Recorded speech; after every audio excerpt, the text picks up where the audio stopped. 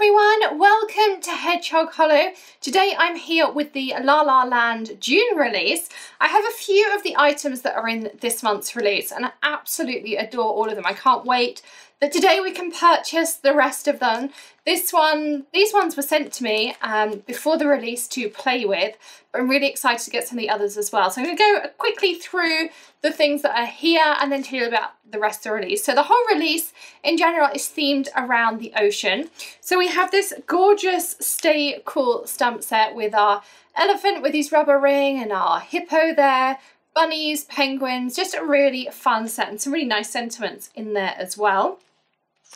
Another stamp set is the Jaws because, again, really nice. I love this little turtle. We're going to be using him today. Love these fish and things in there. Beautiful, beautiful stamp set. Really fun. Can see lots of different things to do with it. We've also got a couple of the dies here. So this is the rope, the anchor even, and the knot there. And this one is three gorgeous little fishies who cut out beautifully. Even their scales kind of pop up a little bit as well. Then there are a few layering stencils in this release. So this is one of them. Excuse me. It's really sunny outside and it's making me sneeze. So this is just one of the layering stencils that's in this release. There are a few others as well. I absolutely love stencils, and layering stencils are definitely a firm favourite, but you can see how gorgeous those two look together. And we're going to be using both of these in today's tutorial. Plus there are some more background stamps. This one I just adored from the get-go. These are all anchors. There's loads of fish in here, a couple of nice sentiments, and another anchor in the bottom. But of course it's going to coordinate perfectly with this anchor, and I can just see so many beautiful masculine cards with this as well. Plus, of course, playing with this sea or ocean theme as well. So let's get started in making a card. And here I have an easy clean mat and a piece of the Ranger stamping cardstock. So it's a slightly glossy type of cardstock and it's going to be absolutely perfect to make this blended background with. I'm just going to use a couple of pieces of masking tape just to hold it down, and I'm doing it just on these corners because I know that I cut off 1/4 inch all the way around, so I kind of try to keep my tape within that. This is just a purple painter's tape. I'll link it up for you. This is the tape I always use unless I'm using water. It's not the thermal web tape. This is, but it's absolutely amazing. I've been using it for about 18 months now and I just love how it comes out. So we're going to be using our base stencil from the two layering sets. Again, I'm going to stick this down. I'm just finding my end on my masking tape. And so I'm going to stick down both ends. Some on this side, move this down a little bit. So these will also work on 6x6 cards, which is really, really nice. So I'm going to just stick that down. And then I've got a few different colours of distress inks. So I have some Blueprint Sketch, some Chip Sapphire and some Mermaid Lagoon. And then for the second layer, we're going to be using the Salty Ocean Distress Oxide. And I'm mixing the two, you don't have to, just to give me kind of a different texture by layering some of the regular distress inks and then adding on some of that oxide, which is a little bit different. So I'm going to start out, I think, with some Mermaid Lagoon. I'm using the Nouveau blending brushes here, and I'm just going to start filling in bits and pieces. I want to make a really nice dimensional undersea because this is going to be a big feature of our card with just some clean and simple stamping on it as well. And I'm going to add in some Blueprint Sketch. And I do have a tendency to just use the same brush. So I kind of have a blues brush, a pinks brush, etc, etc. Not only does it give me really nice blends, but it means I don't have to have a huge amount of different foams and things. And these brushes, when they get dirty or if I want to switch colours and I don't have enough, I can just go and wash them with a little bit of Dawn in the sink and they work perfectly again. They may hold some of that pigment just actually in the bristles, but it's not going to come out on your cardstock. So you may find if you've used red and then you wash it and move to a green, you still might see some red on the bristles, but don't worry about that. It's not going to cause you any problems whatsoever. So now you have a couple of options. I'm just going to pop my lids back on so that I don't pick up the wrong colour of ink. So you can either pick this up and then lay your next stencil down, or you can lay this next stencil straight on top. So we can lay that on, and then we're going to have those same white areas as well. So I'm going to try that and see how that goes. So let's just add this one straight on top. Like this. And just grab some of that masking tape. Oops. And I'm going to move into the Distress Oxide Salty Ocean.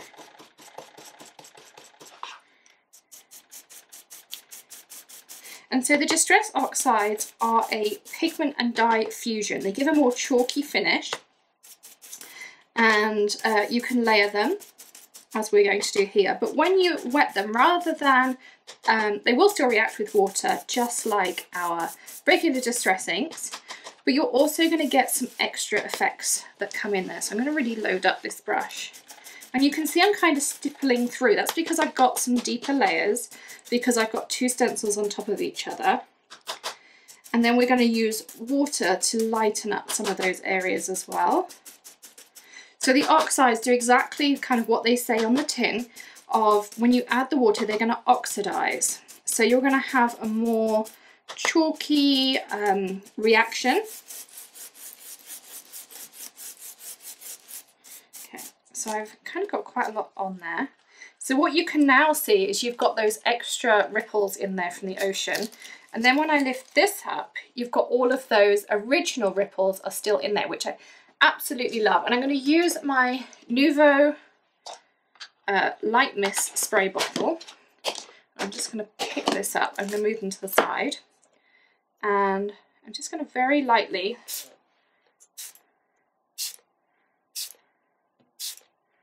So I'm just kind of laying down a little bit of water here and there, very light spritz. And then I'm going to use my Ranger Heat It tool to just kind of dry this off a little bit.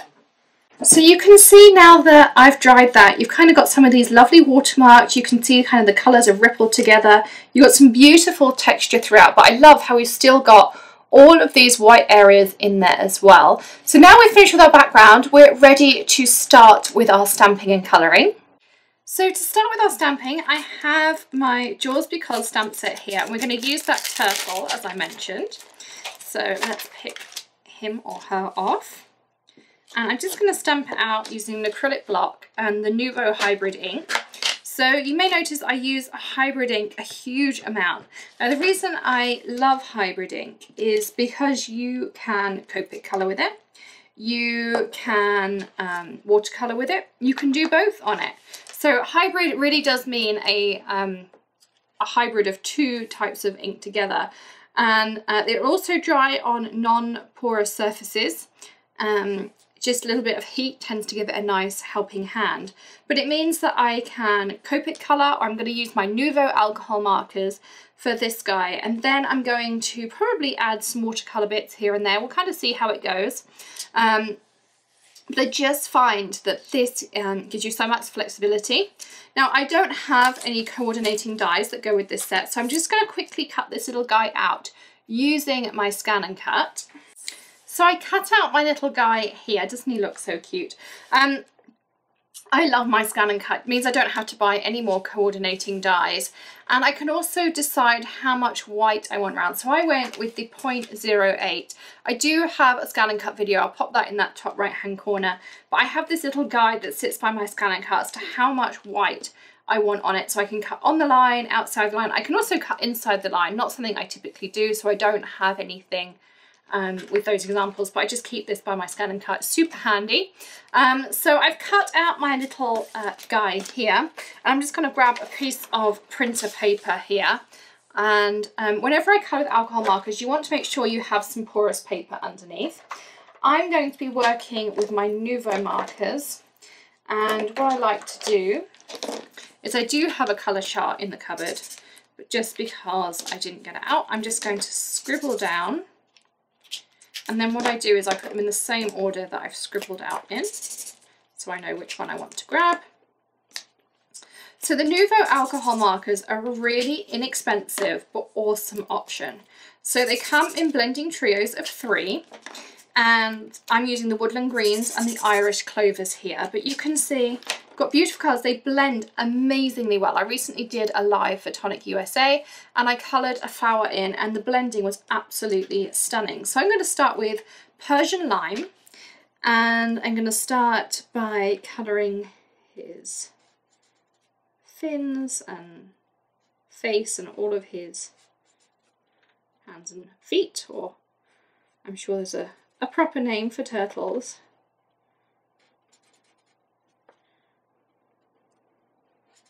So I'm just going all the way over like this.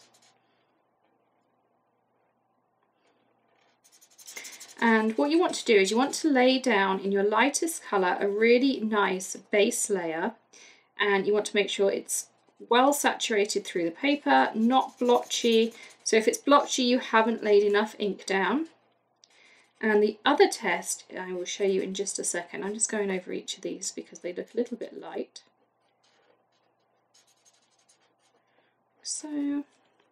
So when I turn it over, I should have a pretty good image of the same as what I've coloured in on the front. I noticed some areas around his face aren't fully done.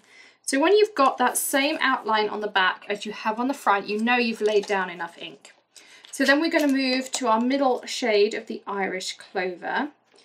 And I'm also going to work out which is my mid. I'm just going to kind of scooch these out because they're the Irish clovers that I'm using. So again, you have a pointed nib and you have a chisel nib on there. And I'm going to just add some shading in.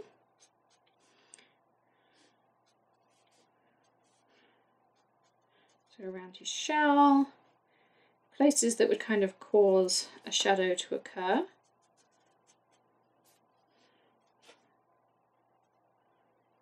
Around his mouth there.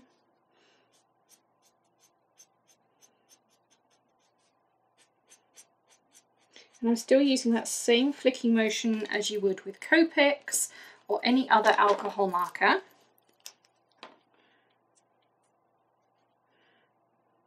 Again, just doing some of those outlines.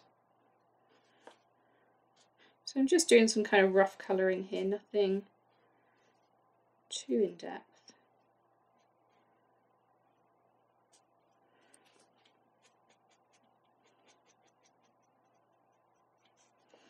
And then I'm going to go back to my mid shade.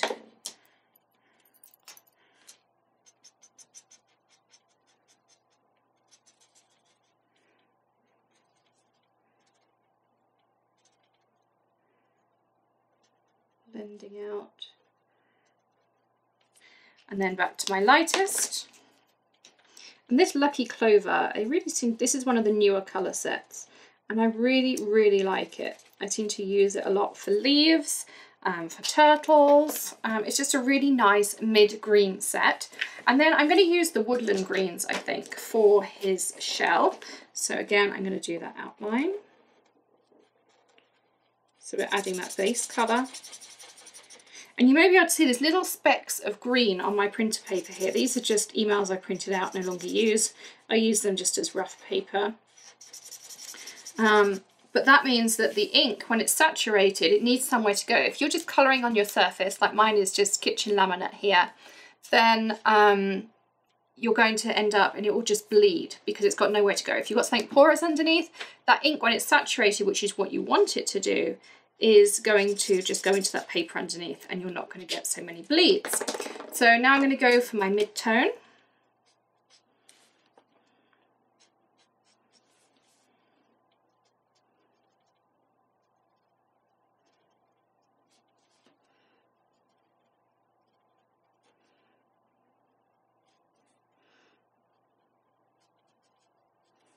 This. I'm going to go for my darker tone.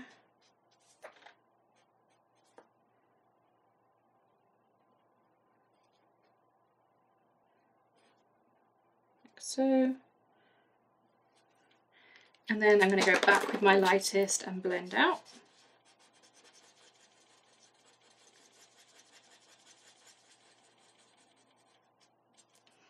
Okay, so. And then I'm going to grab a little bit of rosy pink for inside the mouth. Again, there are 3 rosy pinks. And so you can see, again, I'm just adding a little bit of that shading.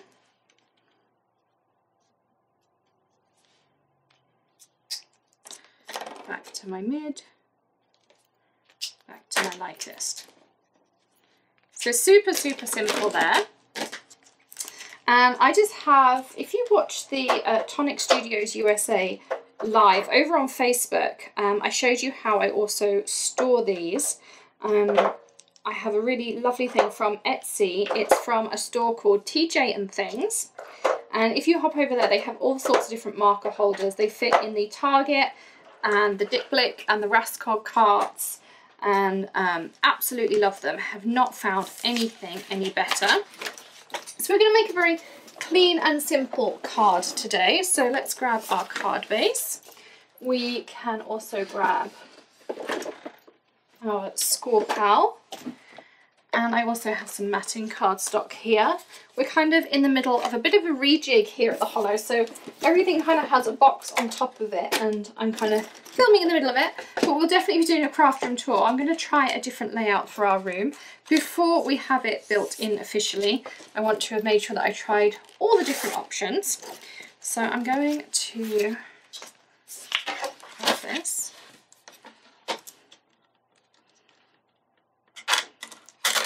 And I love this little score buddy. The fact it keeps your score tool in there means I don't always have to look for one. Don't tend to get them lost as much. And it's also got starred here at 4 1/4, which is the wider card base. So if you cut your 8.5 by 11 a different way, and I even managed to somehow keep it in its little pouch as well. So there's our card base. We're going to, of course, be using that beautiful panel that we created. And then I grabbed a couple of different colours of cardstock, and I think I'm going to go with the darker. So for my matting layers, I tend to go in 1/4 inch. So this piece is going to be 4 inches, and this is the Tim Holtz Tonic trimmer. I use this all the time, and it cuts 8.5 by 11. It's pretty compact, but you can still cut 8.5 by 11 through it as well. And then we're going to cut this piece, and so we're going to choose our favourite pieces from this.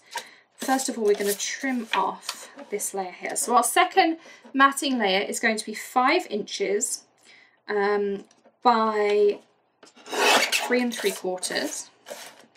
I'm taking a little bit off each end to like kind of capture the bits that are my absolute favourite. So you can really kind of trim down, of course, to any size, but if you're doing the same sort of card, I tend to pick my favourite elements of a background and work from there. My adhesive that I'm going to be using is my Tonic Funky Tape Runner, as always. And so I'm going to lay down, this is Blue Jay cardstock from Lawn Fawn. I'm going to keep turning. And whenever I mat with my card base open. If I mat with it like this, you can see my card base is still a bit flappy. Even if I firm that fold down, it's not going to be 100% flat. So I like to lay it out flat. Means I've got the room to kind of move around, and it means I get a better mat as well. Then I'm going to add my beautiful double stenciled piece, and as I say, you don't have to have both stencils on there. You could use one, you could put one on, take the other away, whatever you feel works best for you. Then we're going to add our little guy on here, and we also need a sentiment, so let's grab that stamp set and choose a sentiment to use. I think I'm going to go with, I love to mix and match between sets as well. So I'm just reviewing all of them. And I think I'm going to go with Sending Oceans of Joy. So I send lots of you cards all the time for various things. So I always like to have some kind of just general sentiments around to use.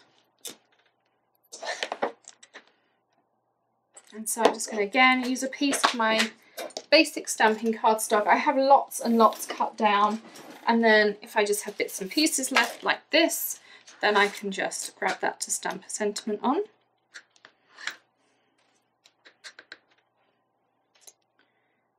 And we'll do that.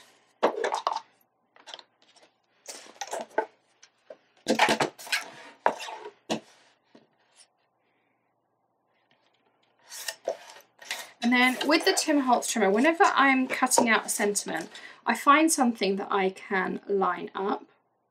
So here I've managed to line up the bottom of the O with the bottom of the Y, just on this kind of the finger panel, but there's little grooves in there. And that means that I've got a place to start from that I know is already straight. And then I work my way around using that straight edge and then just kind of keep going around. And you can see I can even cut really small pieces on here.